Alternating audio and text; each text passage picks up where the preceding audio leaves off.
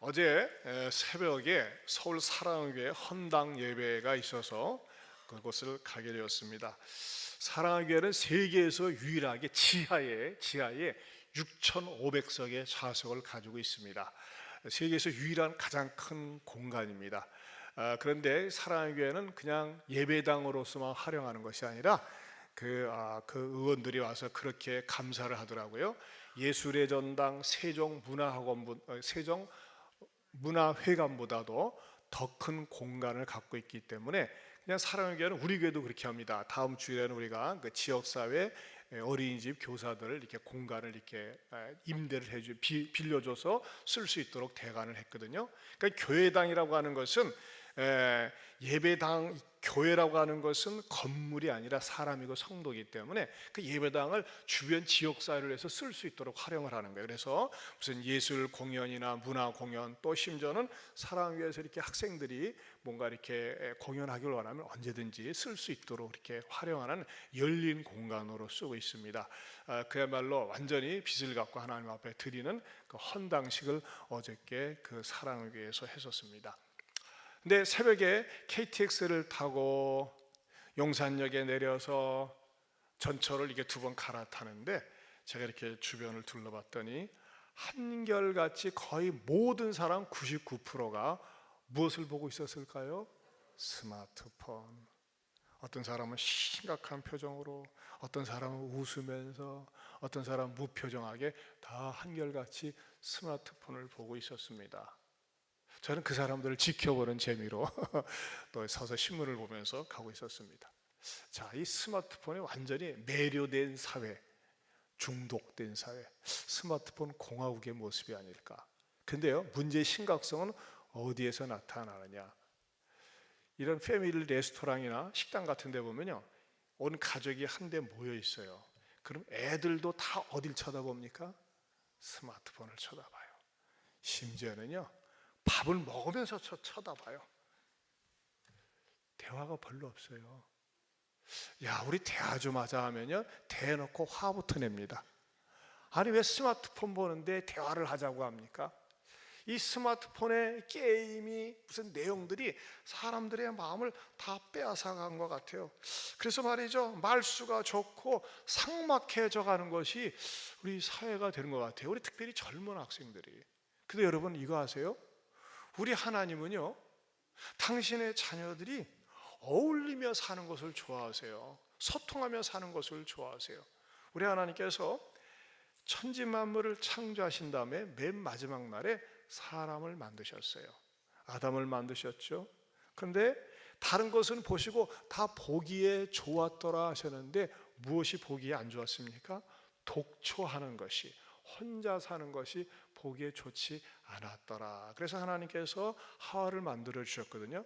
이것은 단지 부부만을 이야기하는 것이 아닙니다. 하나님은요, 사람들이 어울리면서 함께 더불어 사는 것을 좋아한다는 것입니다. 왜 그러느냐? 우리 하나님 자신 자체가 어울림의 하나님이세요. 우리 하나님은 어떤 하나님이라고 합니까? 삼위일체 하나님, 성부, 성자, 성령의 하나님이십니다.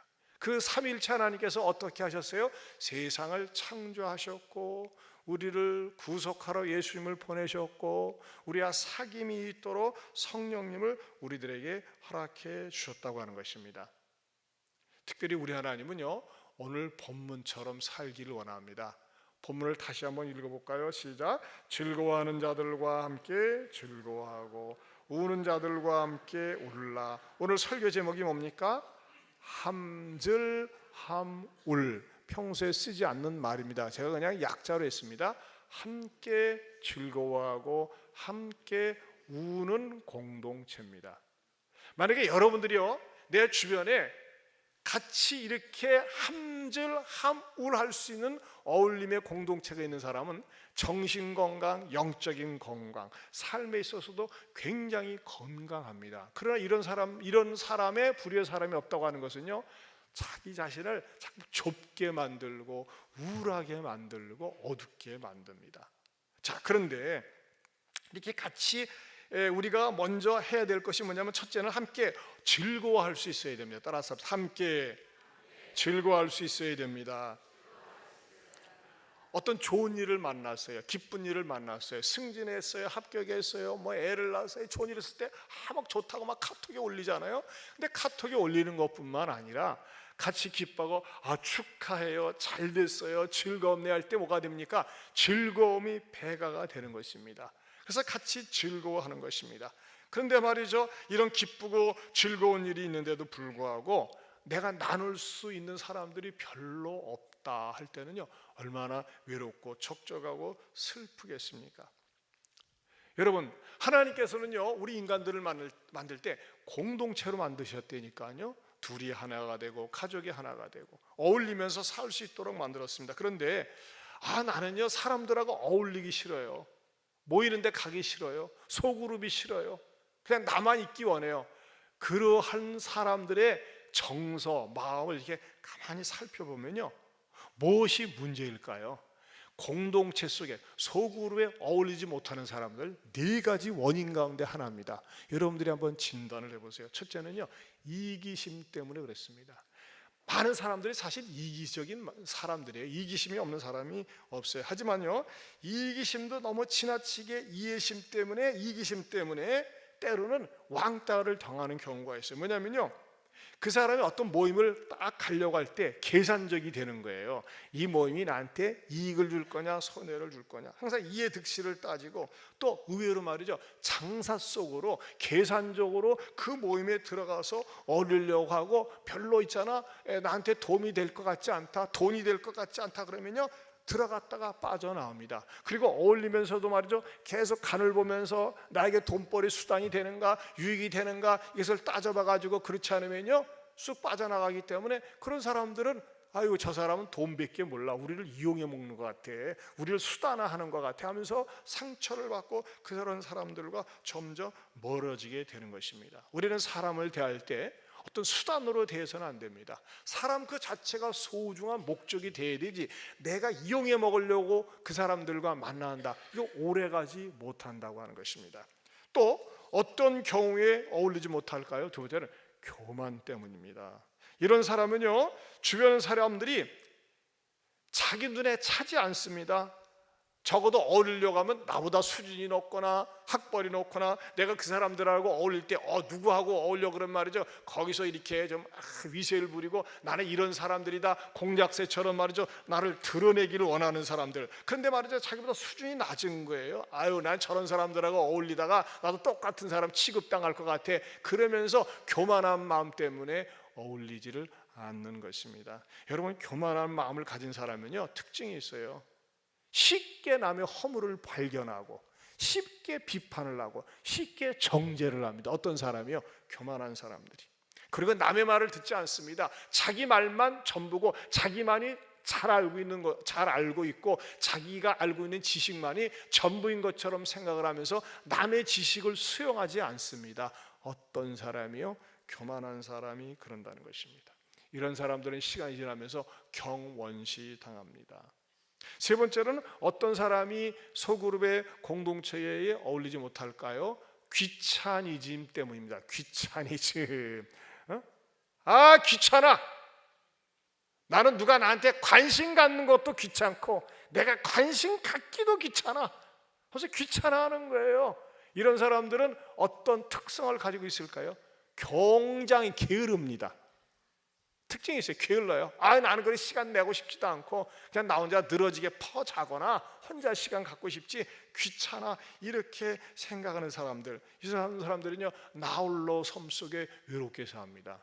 근데 이런 분들은요 다 그런 건 아니에요. 오해는 하지 마세요. 다는 아니라고 그랬어요.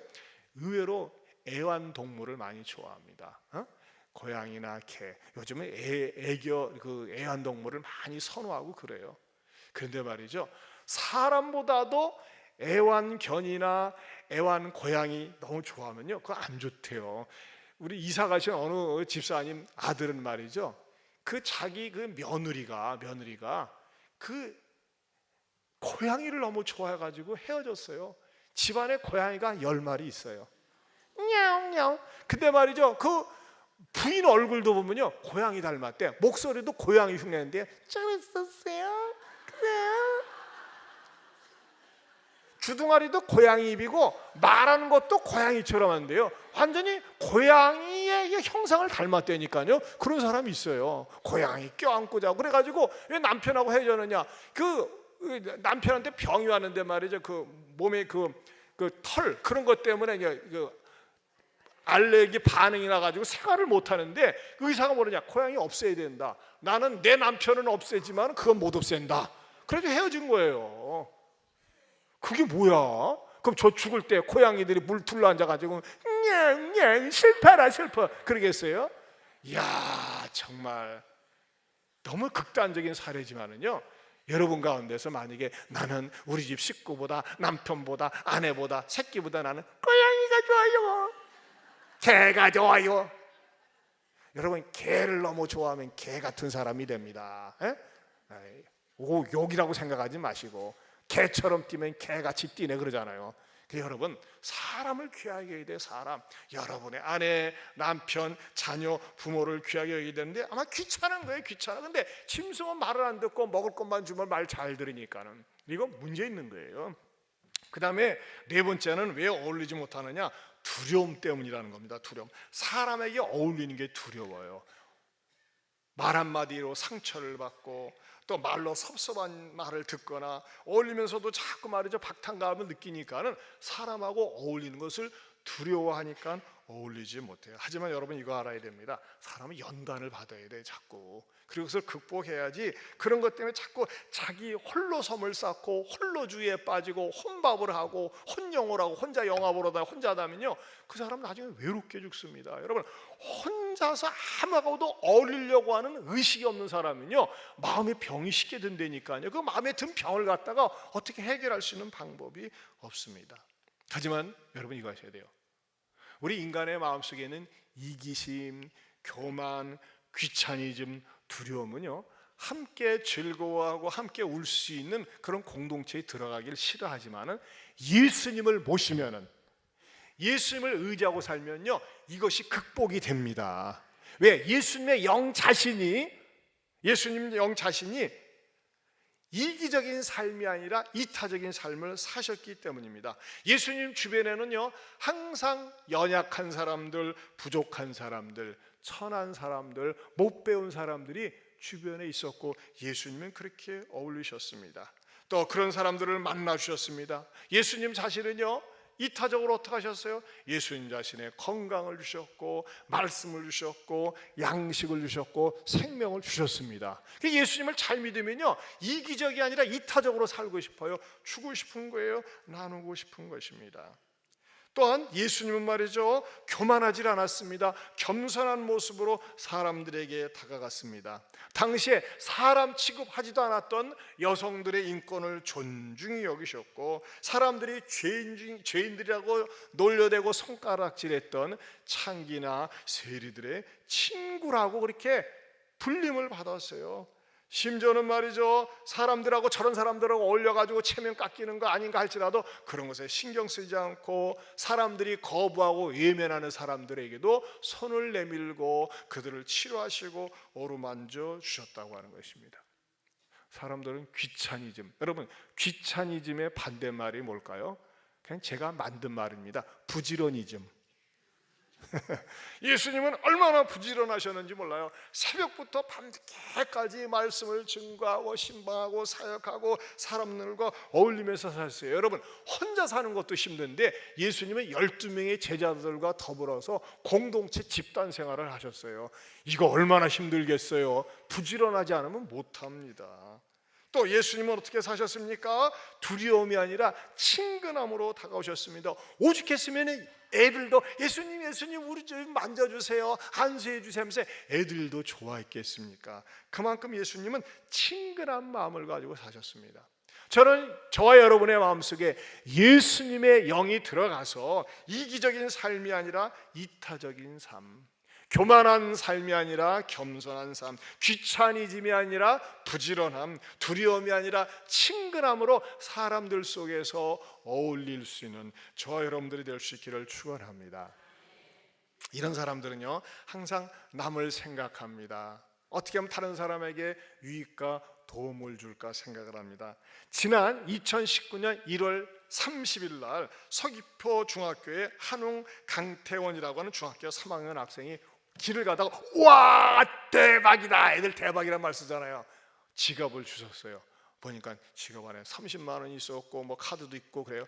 경찰서에 갖다 줄 수 있지만 이거 잊어버리고 아저씨가 얼마나 고생할까 해서 직접 찾아다 줬어요. 찾아주니까 이야 요즘 애들 같지 않네, 착하네, 이쁘네, 야 용돈 가져라. 아유 괜찮아요, 우리는 당연히 할 바를 했을 뿐이에요. 얘네들이 사양하고 그냥 갔어요. 근데 이분의 마음속에 감동이 있어요. 가만히 있어봐, 저놈들 참 고마운 놈들인데. 그리고 잊어버리는데 5개월이 지난 5월 20일 날 이 두 아이가 다니는 학교에 600명분의 피자가 배달됐습니다. 125판. 이야, 잊어버린 줄 알았더니 이분이 말이지 너무 고마워가지고 피자 배달을 했어요. 두 학생의 선한 행실이 수백 명에게 더불어 기쁨을 주고, 또 그 아이들은 600명 아이들은 이야 우리도 이렇게 좋은 일은 함께 나누고 해야 되겠구나, 그런 마음을 갖지 않겠습니까? 이걸 자꾸 교육을 해야 됩니다. 제가 이렇게 전철을 타고 이렇게 이제 서초역으로 가고 있는데 갑자기 큰 소리가 들려요. 그랬더니 말이죠, 어떤 아저씨가 물건을 팔고 있어요. 저는 이런 전철 버스간에서 물건을 팔면 유심히 봅니다. 야 저렇게 살아보려고 하는 거 얼마나 대견스럽더니 아저씨가 한 70대 먹은 아저씨더라고요. 그러면서 말이죠, 여러분의 이 분위기를 깨서 죄송합니다만 제가 이거 물건을 팔러 왔습니다 하면서 뭘 파나요? 깔창을 팔고 있더라고. 많은 사람들이 그를 기울여 듣습니까? 안 듣습니다. 뭐만 보고, 스마트만 보고. 그래서 다 그분이 이렇게 연설이 아니라 그분의 그 광고 물건 파는 그거가 이제 홍보가 끝난 다음에 아저씨 그거 얼마입니까? 했더니 두 벌에 5,000원이요. 그거 주세요 하면서 아저씨 참 대단하십니다, 훌륭하십니다, 열심히 사는 모습이 너무 아름답습니다 하면서 제가 딱 5,000원 주고 두 켤레를 샀더니 거기에 용기를 얻은 사람들이 저도 주세요 하면서 사더라고요. 저거 어떻게 쪽팔려서 사나. 근데 뭐가요? 저는요 참 그런 분들 보면은 살려고 하는 그 강한 의지를 가지고 나이가 한 70이 다 돼 가시는데도 참 그걸 끌고 다니면서 하는 거 보니까는 막 가슴이 찡해요. 우리가 그런 분들을 어떻게 돼요? 같이 더불어서 격려해주고 응원해주고 축복해주는 거, 이게 세상을 아름답게 만드는 겁니다. 우리 교회에 일부 때 엘보드 관현악단에서 플룻을 불고 피리도 불고 또 매주 한 달에 한 번씩 이명 봉사하는 안수 집사님이 계세요. 이준 집사님이라고. 그 집사님은 말이죠, 그냥 그 미용 봉사를 하는데 그냥 너무나 일을 잘하니까 말레이시아에 지금 파경 전체 책임자로 공장장으로 갔는데 우리 집사님이 또 이렇게 제가 이 설교를 준비하고 있는데 이 설교에 딱 맞게 아다리가 되게 이런 내용을 보내주셨어요. 이게 내용이 어떤 내용이냐, 제가 읽어드릴게요. 기분 좋은 날, 한국에서 가져온 미용도구로 한 달에 한두 번 현지 친구들과 한국에서 온 동료들 머리를 자르며 감사하게도 나만의 특권 같은 정을 나누는 좋은 시간이 주어진다. 적지 않은 삶에서 느껴지는 것이 모든 사람들은 나의 거울 같아서 내가 웃으면 함께 따라 웃고 내가 심술을 부리면 나와 같이 인상을 찌푸리고 심술 부린다. 그래서 내가 기분 좋으려고 내가 먼저 활짝 웃어본다. 이곳 현지 친구들은 우리 한국 동료들보다 많이 웃고 대화를 많이 한다. 그 모습을 옆에서 지켜보며 우리보다 행복지수가 위에 있다는 생각에 부럽기도 하다. 어찌 보면 동료이지만 자식 같은 그들 속에서 함께 떠들며 공감하고 싶어 회사에서 짜투리 시간을 이용해서 머리를 자르고, 머리가 아닙니다, 머리 자르면 큰일 납니다, 머리카락을 자르고 서투른 이야기 속에 눈을 마주보고 정을 나누며 그들과 함께 오늘도 환하게 웃어본다. 우리 이준 집사님께서 이런 글을 보내주셨어요. 우리 집사님 인사 좀 하실까요? 네, 우리 이 집사님 또 옆에서 머리카락 잘라줬다고 이렇게 딱 포즈를 취하고 있어요. 얼마나 아름다운 흥겨운 모습인지 몰라요. 우리 이 집사님은 미용 머리카락 자르는 기술 자격증이 있는 게 아닙니다. 뭐를 배웠어요? 후루꾸를 배웠어요.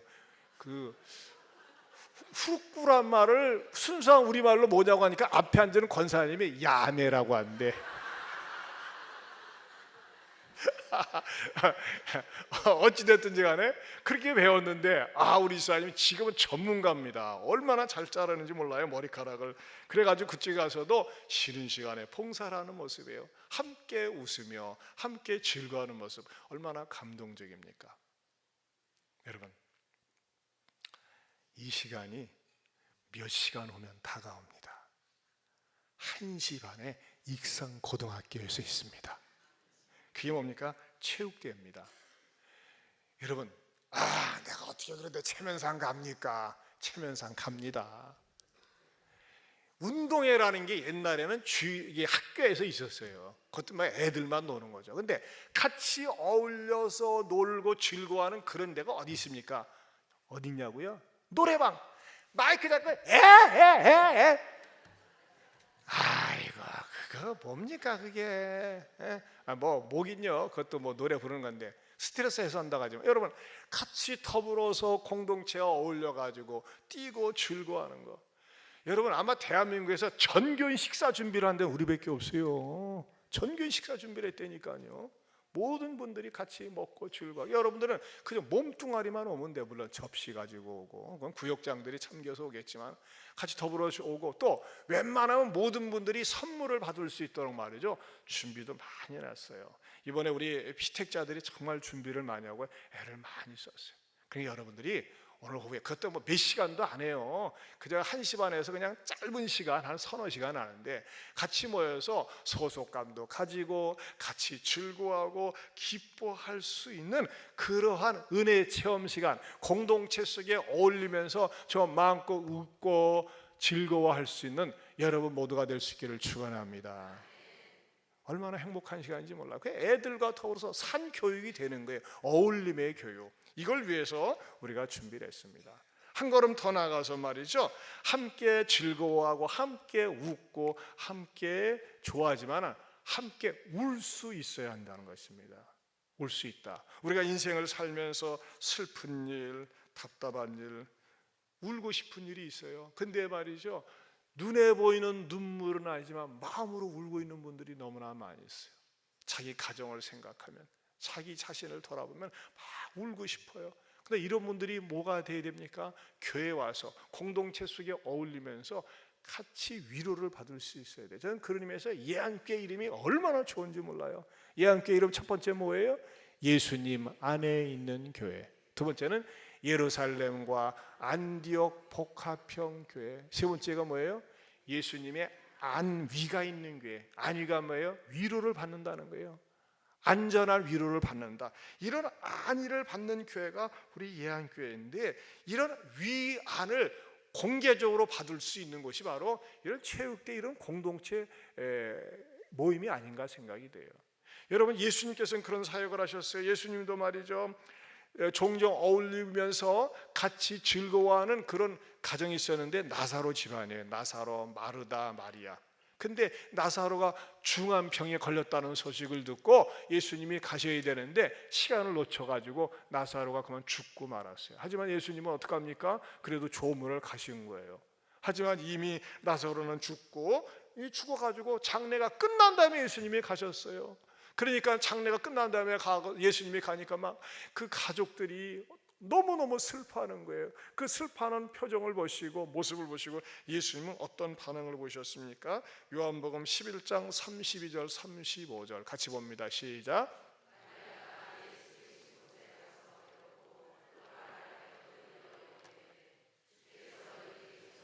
내 오라버니가 죽지 아니하였겠나이다 하더라. 예수께서 그가 우는 것과 또 함께 온 유대인들이 우는 것을 보시고 심령의 비통이 여기시고 불쌍히 여기사 이르시되 그를 어디 두었느냐 이르시되 주여 와서 보옵소서 하니 예수께서 뭐 하시더라? 눈물을 흘리시더라. 여러분, 이 땅에 어떤 교주도 슬픈 일로 해서 눈물을 흘렸다는 그런 거 없어요. 근데 예수님은 울 줄 아셨어요. 슬픔을 당하는 가정에, 고통을 당하는 가정에, 여러분 우리 주변에 고통과 어려움이 있을 때 같이 울어주고 손을 잡아주고 위로해 줄 수 있는 그런 사람들이 그리스도인이 되어야 합니다. 이번에도 헝가리에서 말이죠, 그 참사 아닙니까? 일어나니까 대통령이 공무원들 오찬, 격려 오찬을 준비하다가 취소해버리고 그 일에 우선순위를 두잖아요. 왜? 슬픔을 당한 그 가족들을, 그 현장을 위로하기 위해서 하는 거 아니겠습니까?